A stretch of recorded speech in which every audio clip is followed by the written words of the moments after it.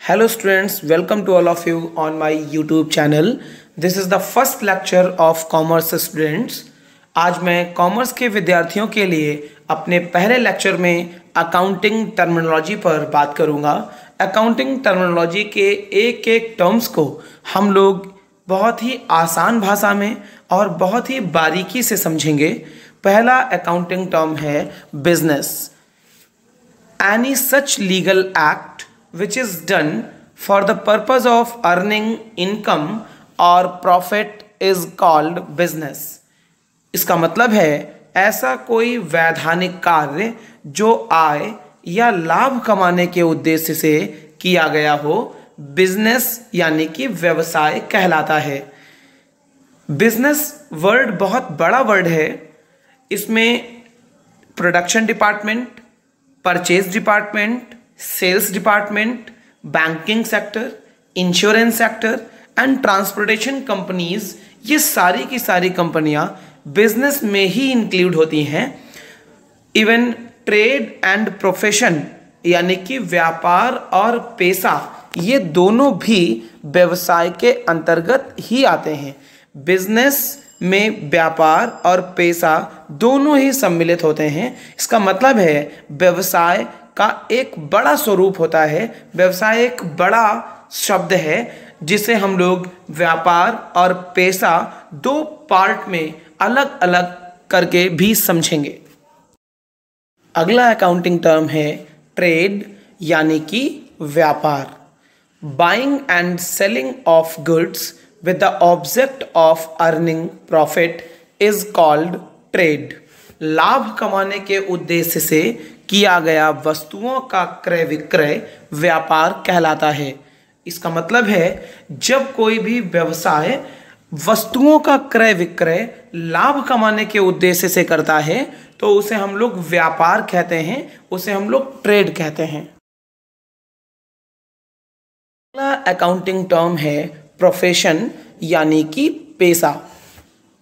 Any work और means of earning an income that requires prior training known as profession. For example doctor, teacher, lawyer, engineer and etcetera. It means आय अर्जित करने के लिए किया गया कोई भी कार्य या साधन जिसके लिए पूर्व प्रशिक्षण की आवश्यकता होती है उसे पेशा कहते हैं। इसका मतलब यह है कि ऐसा कार्य जिसके लिए हम लोगों को ट्रेनिंग की ज़रूरत पड़ती है, प्रशिक्षण की ज़रूरत पड़ती है, स्किलफुल लोग ये काम करते हैं, उनको हम लोग कहते हैं पेशेवर, यानी वो लोग अपना पेशा करते हैं। जैसे डॉक्टर्स, जैसे वकील, जैसे शिक्षक, जैसे इंजीनियर, ये लोग जो कार्य करते हैं वो सारा का सारा काम प्रोफेशन के अंतर्गत आता है। इट मीन्स पेशे के अंतर्गत आता है। अगला अकाउंटिंग टर्म है कैपिटल यानी कि पूंजी। द मनी और गुड्स और assets that the owner of the business invest in his business is known as capital. यानी कि व्यापार का स्वामी जो पैसा या माल या संपत्ति अपने व्यापार में लगाता है उसे पूंजी कहते हैं। इसका मतलब है जब किसी भी व्यवसाय का मालिक अपने व्यवसाय को पैसे, माल और संपत्ति से प्रारंभ करता है तो जो भी चीज़ें वो अपने व्यवसाय में प्रारंभ करने में लगाता है उसे हम लोग पूंजी कहते हैं। जैसे राम ने अपने व्यापार में 10,000 रुपये नगद तथा 5,000 रुपये के कपड़े के माल से अपना व्यापार प्रारंभ किया तो लगी हुई पूंजी 15,000 रुपये की होगी। अगला अकाउंटिंग टर्म है ओनर यानी कि मालिक। The person or group of persons who invest the necessary capital in the business, conducts the business, bears the risk, and is entitled to profit and loss known as owner of the business. If there is a owner in a business, then the business will be known as sole proprietorship and the owner will be known as proprietor of the business. Proprietor of the business. And if the owner is two or more persons, then the business is deemed as partnership and the persons are known as partners. If many persons in a business are organized and working as a company, then they are called shareholders. इसका मतलब है वह व्यक्ति या व्यक्तियों का समूह जो व्यापार में आवश्यक पूंजी लगाते हैं, व्यापार का संचालन करते हैं, मीन्स एग्जीक्यूशन करते हैं, व्यापार में जोखिम सहन करते हैं यानी रिस्क बियर करते हैं, प्रॉफिट और लॉस के अधिकारी होते हैं, उन्हें व्यापार का स्वामी यानी कि ओनर ऑफ द बिजनेस कहा जाता है।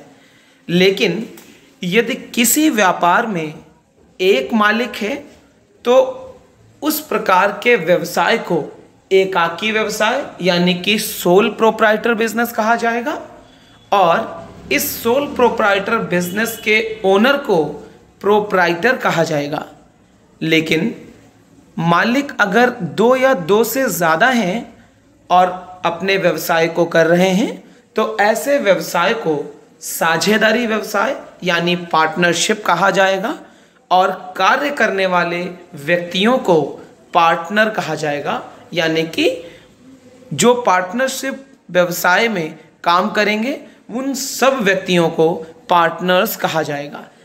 और अगर बहुत सारे लोग एक साथ मिलकर संगठित होकर कंपनी के फॉर्म में काम करते हैं तो उन्हें कंपनी के अंशधारी यानी कि share holders of the company कहा जाएगा।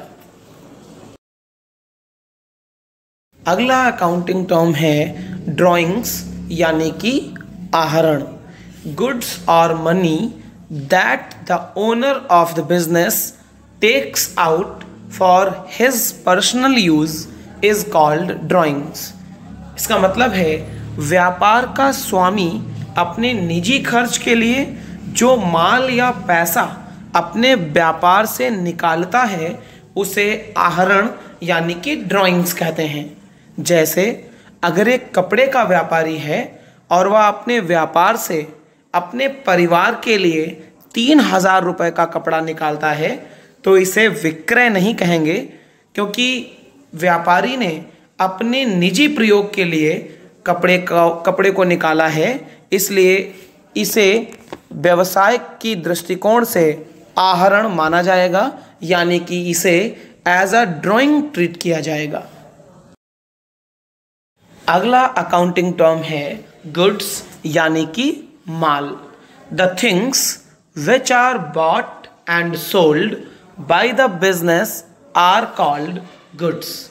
माल उस वस्तु को कहते हैं जिसका क्रय विक्रय यानी कि सेल परचेज एवं व्यापार किया जाता है, उसे माल के अंतर्गत रखा जाता है। यानी कि आपका व्यवसाय जिन वस्तुओं में डील करता है वे वस्तुएं आपके व्यवसाय के लिए माल कहलाती हैं।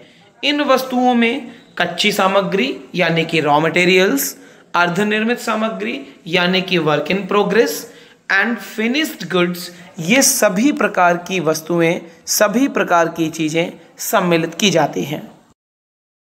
अगला अकाउंटिंग टर्म है परचेज यानी कि क्रय।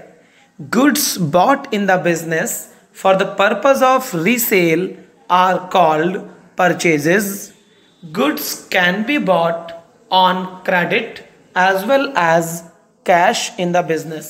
यानी कि पुनः विक्रय के उद्देश्य से खरीदा गया माल क्रय कहलाता है। इसका मतलब है अगर आपके व्यवसाय ने पुनः बेचने के लिए कोई माल खरीदा है तो उसे क्रय कहेंगे यानी कि परचेजेस कहेंगे। इसका अगर हम लोग ठीक से मतलब देखें तो अगर आपके व्यवसाय ने कोई भी गुड्स परचेज किया है रीसेल करने के लिए तो उसको हम लोग बोलेंगे परचेजेस। परचेजेस आपके व्यापार में दो तरीके के होते हैं, यानी कि नगद परचेज यानी कि कैश परचेज और क्रेडिट परचेज यानी कि उधार क्रय। अगर किसी कपड़ा व्यापारी ने कपड़ा खरीदा है और उसे पुनः विक्रय के उद्देश्य से खरीदा गया है तो यह क्रय कहलाएगा। परंतु अगर उसी कपड़े के व्यापारी ने फर्नीचर खरीदा है तो इसका उद्देश्य पुनः विक्रय करना नहीं है, इसे क्रय के अंतर्गत नहीं माना जाएगा। अर्थात आपका व्यवसाय जिन वस्तुओं में डील करता है उन वस्तुओं को अगर हम लोग खरीद रहे हैं तो उसे क्रय कहा जाएगा। अदरवाइज अगर किसी भी दूसरे गुड्स को परचेज कर रहे हैं जिसमें आपका व्यवसाय यानी कि व्यापार डील नहीं करता है तो उसे क्रय के अंतर्गत नहीं मानेंगे। अगला अकाउंटिंग टर्म है सेल्स यानी कि विक्रय। The goods which are sold are called sales. The goods which are sold in cash are called cash sales, while the goods which are sold on credit basis are called credit sales. The total of cash and credit sales is known as turnover of the business. इसका मतलब है जो माल व्यवसाय में बेचा जाता है उसे विक्रय कहा जाता है। विक्रय दो प्रकार से कर सकते हैं, एक तो नगद विक्रय और दूसरा उधार विक्रय। इसका मतलब है जो माल यानी कि जो गुड्स व्यवसाय में नगद बेचा जाता है मतलब कैश में बेचा जाता है उसे हम लोग नगद सेल यानी कि कैश सेल्स कहते हैं, और जो माल हम लोग उधार सेल करते हैं यानी कि क्रेडिट में सेल करते हैं उसे हम लोग क्रेडिट सेल्स कहते हैं। और अगर कैश सेल और क्रेडिट सेल को जोड़ दें तो इसे हम लोग बिजनेस का टर्नओवर कहते हैं। अगला अकाउंटिंग टर्म है परचेजेस रिटर्न यानी कि क्रय वापसी। When some of the goods purchased are returned for various reasons it is called purchases return. जब खरीदे गए माल में से कुछ माल विभिन्न कारणों से वापस कर दिया जाता है तो उसे क्रय वापसी कहते हैं। जैसे मान लेते हैं कि अगर हमने किसी भी पर्सन से 100 रुपये का माल खरीदा और उसमें से 10 रुपये का माल किसी भी कारण से वापस कर दिया तो इसे क्रय वापसी कहेंगे। अगला अकाउंटिंग टर्म है सेल्स रिटर्न यानी कि विक्रय वापसी। When some part of the goods sold is returned by the dealer or customers for various reasons, such return is called sales return. जब बेचे हुए माल का कुछ भाग विभिन्न कारणों से व्यापारी या ग्राहक लौटा देते हैं तो इस प्रकार की वापसी को विक्रय वापसी कहा जाता है। इसका मतलब है मान लेते हैं हमने किसी को 100 रुपये का माल बेचा, किसी कारण से उसने हमें 20 रुपये का माल वापस कर दिया यानी लौटा दिया, तो ये जो 20 रुपये का माल हमें लौटा दिया है इसे हम लोग सेल्स रिटर्न कहेंगे यानी कि विक्रय वापसी कहेंगे।